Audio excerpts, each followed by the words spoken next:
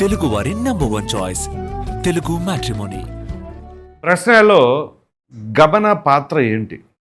ఇంకా విషయానికి వచ్చేసరికి ప్రశ్నలో రావణ్ ఆయన పాత్ర అయిపోయినట్టే. ఎందుకంటే ఇక జైల్లో ఉన్నాడు కాబట్టి దానికి సంబంధించి ఇప్పుడు ఎలా బయటకు వచ్చే అంశాలు లేవు. అయితే ఇప్పుడు ఈ బయట ఉన్న పాత్రలో ఇప్పుడు వాళ్ళ యొక్క క్యారెక్టర్స్ అసలు ఏమేమి జరిగినాయి ఏమేంటి అని చెప్పేసి ఇప్పుడు దర్యాప్తు జరుగుతూ ఉంది. ఈ నేపథ్యంలోనే ప్రస్తుతం మనకు అందిన సమాచారం వరకు తెలియజేసే ప్రయత్నం చేస్తాం. ఈ గమన అనే వ్యక్తి ఎప్పుడు వెలుగులోకి వచ్చింది అంటే ఒక సెల్ఫీ వీడియో రిలీజ్ చేసింది. ఇది జగన్మోహన్ రెడ్డి గారికి గ్రాటిట్యూడ్ చెప్పడం, at the same time YCP team మొత్తానికి చాలా థ్యాంక్ యూ, నాకు బాగా సపోర్ట్ చేశారని చెప్పేసి అన్నాను. ఒక పక్కన వైసీపీ వాళ్ళ వర్షం తెలుసుగా, ఇవాళ మాట్లాడింది రేపు పొద్దునకి మళ్ళీ ఉండదు. అది ఏ విషయంలో అయినా సరే, అది ప్రతి ఒక్క దాంట్లో అంతే ఉంటారు. సరే, అది అలా ఉంచితే అసలు ఎవరు ఈ గమన ఏంటి, ఆ గమనాకి మరి ఈ ప్రశ్నకి సంబంధం ఏంటి అని చెప్పేసి మాట్లాడుకోవాల్సి వస్తే మనకు తెలిసిన అంటే అంతకుముందు చూసిన దాని ప్రకారంగా చెప్పుకోవాల్సి వస్తే ఈ కాంటెంట్ విషయంలో ఏదైనా స్క్రిప్ట్ బేసిస్లో మాకు మాట్లాడేటప్పుడు వీడియోస్లో ఇద్దరు కలిసి ఒకరికొకరు కూర్చొని ఏదో డిస్కస్ చేసుకుంటున్నట్లుగా వీడియో చిత్రీకరించేవాడు. అది అలా ఉంది. ఇప్పుడు ఈ గమన అసలు ఎవరు ఏంటి, జగన్మోహన్ రెడ్డి గారు ఎయిర్పోర్ట్లో తనకెందుకు ఆశీర్వాదాలు అందించారు అని అంటే ఇప్పుడు కొన్ని నాకు తెలిసిన సమాచారం తెలియజేస్తే దాన్ని బట్టి ఈ డాట్స్ కనెక్ట్ చేస్తే ఏమైతే చూద్దాం. ఈ గమన తన కుటుంబ నేపథ్యం అంతా కూడా కృష్ణా జిల్లాకి సంబంధించిన ఫ్యామిలీ అట. అయితే మామూలుగా బ్రతుకు తెరువు కోసం వీళ్ళు కర్ణాటకకి మైగ్రేట్ అయ్యారు.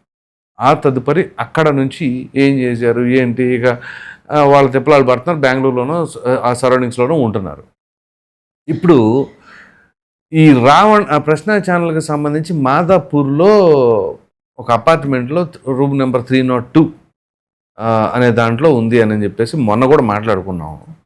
అయితే ఆ ఫ్లాట్ ఎవరిది ఏంటి అని అంటే ఒక మైన్స్కి సంబంధించిన సంస్థ వాళ్ళది అని చెప్పేసి మనం మొన్న మాట్లాడుకుంది. అయితే ఇప్పుడు తెలిసిన సమాచారం, ఇప్పుడు అందిన సమాచారం ప్రకారం ఏంటి అంటే అది ఒక వైసీపీకి సంబంధించిన నాయకుడిది. ఎవరు అని అంటే ఉమామహేశ్వర్ నాయుడు, ఆయన సోదరుడు ఇంద్రసేన నాయుడు. ఎవరు ఈ ఉమామహేశ్వర్ నాయుడు అని అంటే అనంతపురం జిల్లాలోని కళ్యాణదుర్గానికి సంబంధించిన వారు. వీరు 2019లో తెలుగుదేశం పార్టీ తరఫున గట్టిగా పోటీ చేసి ఓడిపోయారు. 2019లో తెలియంది ఏముంది, అప్పుడు గాలంతా కూడా వైసీపీ. సో ఆ నేపథ్యంలోనే వాళ్ళు ఓటమి చెందారు. చెందిన తర్వాత 2024 ఎన్నికలకు ముందు వాళ్ళకి టికెట్ కేటాయించలేదట కూటమి. ఈ నేపథ్యంలోనే అసంతృప్తితో వీళ్ళటి నుంచి వైసీపీకి మారారట. మారితే ఏం జరిగింది, 2024లో తెలియంది ఏముంది, అంతకు మించిన బలమైన గాలి కూటమిది. సో మొత్తం కొట్టుకుపోయారు. సరే, అయితే అయిపోయింది. ఇప్పుడు వీళ్ళకి వ్యాపారం ఉంది, ఆ మైన్స్కు సంబంధించింది ఇతరత్ర బిజినెస్లు ఉన్నాయి. ఉమామహేశ్వర్ నాయుడు, ఆయన సోదరుడు ఇంద్రసేన నాయుడు. ఈ మాదాపూర్లో ఏదైతే ఇప్పుడు ఫ్లాట్ అలాట్ చేశారో వీళ్ళకి, అది గమన కోసం కేటాయించిందట. సో ఈ గమన ఈ ప్రశ్న తీసుకొచ్చి ఇక్కడ పెట్టి ఇది నడిపిస్తూ ఉన్నారట. అయితే ఇప్పుడు ఆ ఇంద్రసేన నాయుడికి వీళ్ళకి అంటే ఈ గమనాకి ఉన్న పరిచయాలు ఏంటి? సరే, వీళ్ళు అనంతపురం జిల్లా, వీళ్ళు కర్ణాటక కాబట్టి అక్కడ ఏమన్నా ఒక ఎజెండాతో వెళుతున్నప్పుడు కలిసినయ్యా ఆ మైండ్ సెట్ కావచ్చు, లేకపోతే ఎక్కడైనా జాబుల దగ్గర పరిచయాలు అయినాయి. కానీ మొత్తానికి వీళ్ళకి ఒక కామన్ ఎనిమీ లాగా కూటమి ప్రభుత్వం కనపడటంతో వీళ్ళు అందరూ ఒక చోట జాయిన్ అవ్వటం. ఇక ఆ తదుపరి ఈ ప్రశ్న వాడితో మరి ఎటువంటి సంబంధం ఉందో ఏంటో మరి వీళ్ళకి పరిచయాలు ఎలాగో, కానీ మొత్తానికి అసలు ప్రశ్న ఛానల్కి ఈ గమన CEO అట. ఇది ఆశ్చర్యకరంగా ఉంది. సో ఆవిడ CEO, పైగా ఇక్కడ ఈ వైసీపీ వాళ్ళకి మరి వాళ్ళు ఇచ్చారు కదా ఆఫీసు, కొన్ని ఏదో రెంటెడ్ పర్పస్ ఇచ్చింది కాదు కదా, అది జనరల్గా వాళ్ళు వీళ్ళ కోసం కేటాయించారు. అది అంటే ఇక్కడ దీనికి సంబంధించిన స్క్రిప్ట్లు ఇవన్నీ కూడా వైసీపీ నుంచే వస్తున్నాయి అనే దానికి బలమైన ఆధారంగా అది ఒకటి కనిపిస్తూ ఉంది. సో ఇప్పుడు వీళ్ళు ఏ కాంటెంట్ చేసినా అదంతా కూడా వైసీపీ వాళ్ళు తయారు చేసిన స్క్రిప్టే. వాళ్ళు ఇదిగో ఈ లైన్స్ ఇస్తున్నారు, ఈ లైన్స్ ఇస్తున్నారు, దీన్ని బట్టి ఇక మీరు అల్లుకుపోండి అని చెప్పేసి ఇస్తున్నారేమో తెలియదు. కానీ యాజ్ ఆఫ్ నౌ అయితే ఏంటి అంటే ఈ గమన పాత్ర కూడా ఆ రకంగా ఉంది అని చెప్పేసి. సో మరి ఈ గమనాకి వైసీపీకి మరి ఆ బంధం ఏంటి, ఎలా ఏర్పడింది? ఇప్పుడు జగన్మోహన్ రెడ్డి గారు మరి ఆ సమయంలో ఎయిర్పోర్ట్కి వెళుతూ కూడా అంత బిజీలో గబక్కని చెప్పగానే వెనక్కి తిరిగి మరి వచ్చి బ్లెస్సింగ్స్ ఇచ్చి వెళ్ళారు అని అంటే ఏంటి అక్కడ ఆ కాన్స్పిరసీ ఏంటి అనేది కూడా ఒకటి. సో ఇప్పుడు ఈ రావణ్కి సంబంధించి వీళ్ళు మాట్లాడితే మేము సపోర్ట్ ఉంటాం, మేము లీగల్ సపోర్ట్ ఇస్తాం అని చెప్పేసి చెప్పిన తర్వాత మరలా నాలుగు ఖర్చుకొని మాకేం సంబంధం, ఆయన టీడీపీ ఆయన అని చెప్పేసి మాజీ మంత్రులు మాట్లాడారు. మనం దానిపైన వీడియోలు కూడా చూసాం. సో ఆ తదుపరి ఇప్పుడు మరలా లీగల్గా మేమే సపోర్ట్ చేస్తున్నాం అనేది నిదర్శనం పొన్నవోలు సుధాకర్ రెడ్డి గన్నవరం కోర్టులో ఎంటర్ అవటం. ఇక జడా శ్రావణ్ కుమార్ ఇక హ్యాండ్సప్, నాకేం సంబంధం లేదు నాయన, మీరు చూసుకోండి, ఇక నా పాత్ర వరకు నేను చేశా. ఏం పాత్ర అది? ఏలూరులో మాట్లాడిన దాని వరకే తన పాత్ర, దానికి గతంలో ఏం జరిగింది అనేది మాత్రం నాకు సంబంధం లేదు అనే తరహాలో ఆయన సైడ్ అయిపోవటం. పైగా అది మామూలు కేసు కదా, UAPA case, unlawful activities of prevention act. So దానికి ఇక సాధారణంగా ఎంత పెద్ద తోపులు తురుములు తీసుకొచ్చినా ఆ కేసు నుంచి తప్పించే పరిస్థితి కూడా లేదు అని అభిప్రాయపడుతున్నా. సరే, ఎనీహౌ అది జరిగింది ఏదో జరుగుద్ది. కానీ ఇక్కడ ఈ అంశంలో మాత్రం ఇప్పుడు ఈ పాత్రలు ఏంటి, వీళ్ళు ఏం చేస్తున్నారు, సో దానికి దీనికి ఏంటి, పైగా వీళ్ళకి అమౌంట్ ఎక్కడ నుంచి ఎటు ట్రాన్స్ఫర్ అవుతూ ఉంది.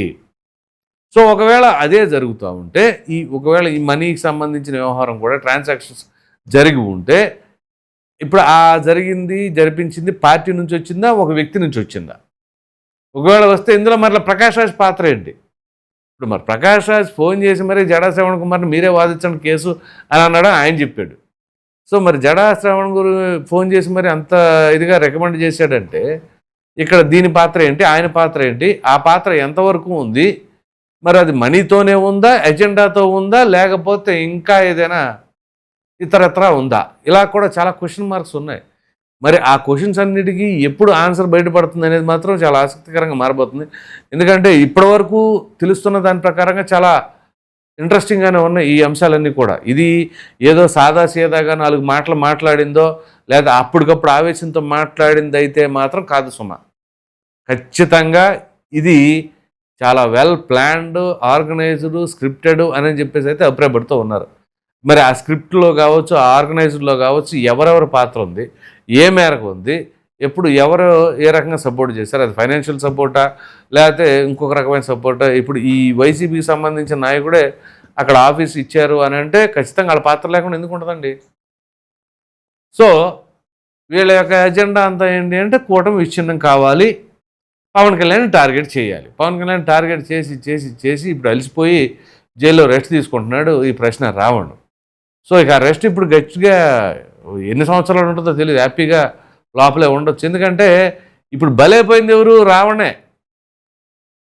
మిగతా వాళ్ళు బాగానే ఉన్నారు, కాన్సిక్వెన్సెస్ ఫేస్ చేయాల్సింది ఎవరు?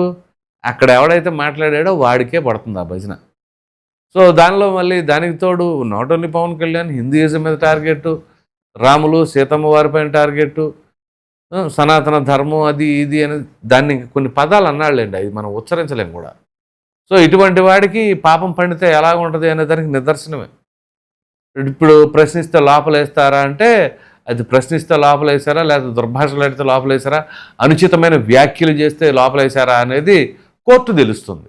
ఇప్పుడు మనం ఎంత పిసుక్కున్నా అది మాత్రం చివరికి కోర్టే తేల్చాలి. కాబట్టి ఇక్కడ ఇప్పుడు ఈ గమన పాత్ర కావచ్చు, అతను ఇంద్రసేన నాయుడు, ఇంద్రసేన నాయుడు, ఆయన సోదరుడు ఉమేశ్వర్ నాయుడు, మరి ఈ మనీ ట్రాన్సాక్షన్స్ ఏంటి, పార్టీ ఎజెండా ఏంటి అనేది కూడా ఖచ్చితంగా లోతుగా దర్యాప్తు చేసి మరి సీఈఓ డిజిగ్నేషన్ ఆవిడకి ఇచ్చారు అని అంటే దానికి గల కారణం ఏంటి, ఈవిడ పాత్ర ఏంటి, అసలు స్క్రిప్ట్ రాసేవాళ్ళు ఎవరు, స్క్రిప్ట్ ఎక్కడి నుంచి వస్తుంది, దాని మొత్తం కూడా బయటపడితే క్లారిటీ వచ్చేస్తుంది. అవును మేము వైసీపీ కూడా నడుపుతున్నాం అనుకోండి, ఓకే డన్ ఓవర్. లేదు వైసీపీ అప్పుడు మాకేం సంబంధం అని చెప్పేసి ఎందుకు మాట్లాడారు? సో ఇప్పుడు ఒకవేళ వాళ్ళే వెనకాల ఉన్నారు అన్నా దెబ్బే, వాళ్ళు లేవు అన్నారు అన్నా దెబ్బే, లేకపోతే వీళ్ళకి ఎందుకు కేసు వాదించాల్సిన అవసరం ఏముంటుంది? సో చూద్దాం ఇప్పుడు ఏ స్టాండ్ తీసుకుంటారా. కాసేపు ఉండలేమంటున్నారు, కాసేపు ఉండమంటారు. సరే ఉంటే ఏంటి, లేకపోతే ఏంటి, ఉన్న ఎఫెక్టే లేకున్నా ఎఫెక్టే.